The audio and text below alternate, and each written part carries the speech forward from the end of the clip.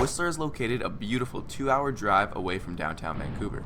On your way, you'll pass many points of interest, including Britannia Mine and the town of Squamish, which has some of the best pedal access riding in the world. When arriving to Whistler, if you're looking for convenient parking, the Creekside parking garage is a great place. Now, not to confuse Creekside Village with the main Whistler Village, Creekside Village is located about 10 minutes before you reach the main Whistler Village. So it'll make the drive from Vancouver a little bit shorter. As well, you'll be able to miss some of that end of the day traffic that leaves the village. And you can still access all the zones by starting at Creekside. It's just that at the end of the day, you'll have to return to Creekside, so you might have to plan your route a little bit different. So this is what the outside of the gondola looks like. Now the real question is, are we gonna see a bear today?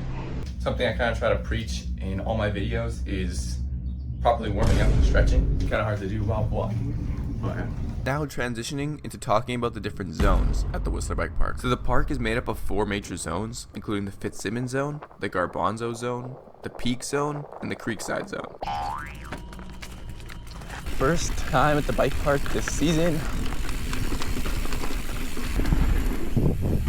So yeah, this is the trail you're gonna have to take if you take the Creekside gondola up, and this trail is gonna take you back to the Fitzsimmons zone. And that should bring us basically back to the Fitzsimmons.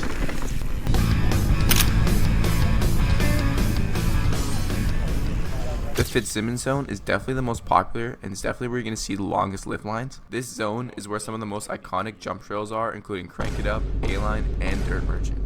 So if you're someone who really just enjoys jumping, you could easily spend your whole day just in the Fitzsimmons zone and still have an absolute blast. The Fitzsimmons zone is going to have around 400 meters of elevation, and this is all accessed with a 5-bike chairlift. And the system for racking up your bike is actually extremely intuitive, and I think it's easier than the majority of bike parks. So I'm on the chairlift right now. There's a hardtail beside me, so just some proof right there. You can really ride the bike park on anything, even a hardtail. Let me see my bike hanging out the side there. If you're looking for even more elevation, you can go into the Garbanzo zone. The Garbanzo chair will take you up an additional 655 meters, bringing you to nearly 1,700 meters above sea level. We are now on the Garbanzo lift. This zone is a little bit steeper, a little bit techier, but there's still some good flow jump trails that we're gonna do, and I'm just gonna try to show off the area. But just look at the views around me, man. Like, this is what Whistler is all about, to be honest.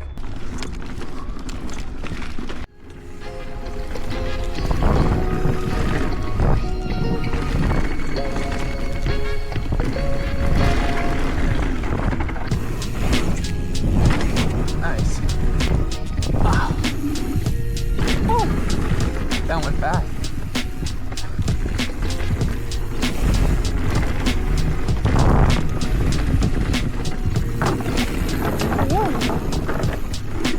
What a cool feature, man.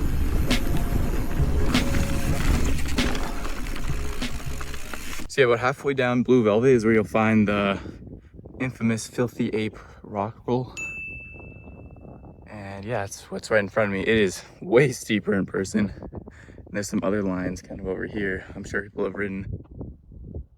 And then if you see over there, that's where the clip of people coming down and where they pedal across and then ride up the ridge. That's where that is. But I'm pretty sure you don't have to do that. You can hike your bike up if you just want to do the roll.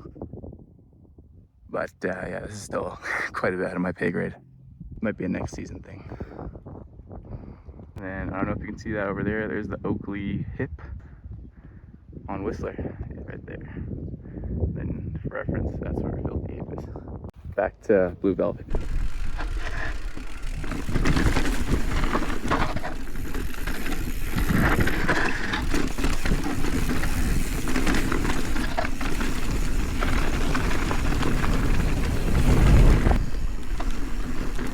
Let's try this one again. Whee!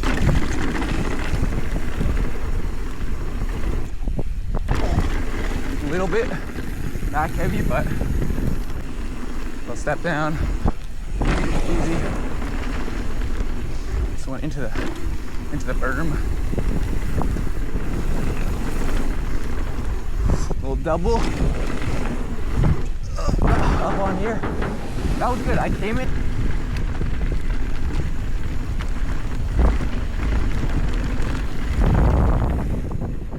Now if you're able to get yourself a top of the world ticket, this will give you access to the top of the world trail where you can ride down from Whistler Peak.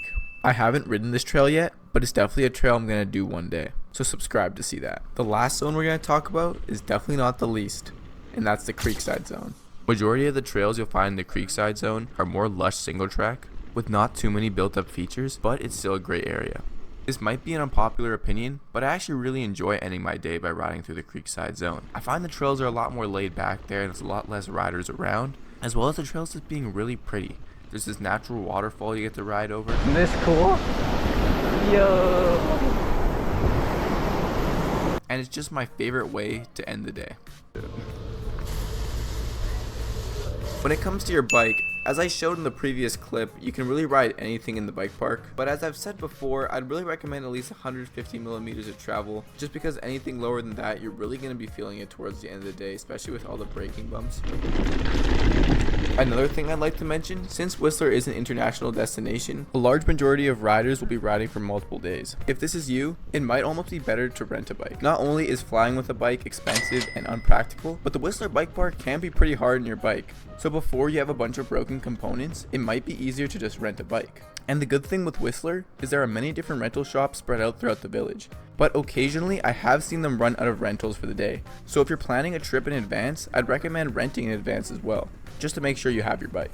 The best days to ride the bike park are definitely going to be midweek, kind of between Tuesday and Thursday. For the best time of the day, early morning, especially during the first hour, lift lines are usually pretty short. Or if you're someone who likes to sleep in a bit, late afternoon or evening, especially during peak season when the park closes at 8 p.m, you can definitely get in a lot of good laps after a majority of the crowd goes home for the day. The best part of the season is definitely going to be late season, kind of after the Labor Day weekend.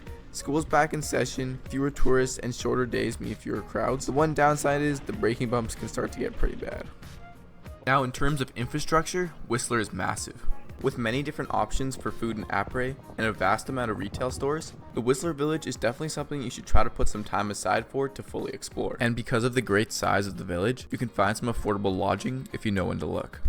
Now the other thing I'd like to mention is all the great amenities around the village and bike park. There are bike wash stations at the bottom of the Fitzsimmons chair and the Creekside gondola, as well as public washrooms and water fountains everywhere. The last thing we're going to talk about is the price of the bike park. So a day ticket is going to run you $100 Canadian. Compared to some other bike parks, it's really not that bad, especially with all the terrain you're able to ride, but it's definitely not cheap.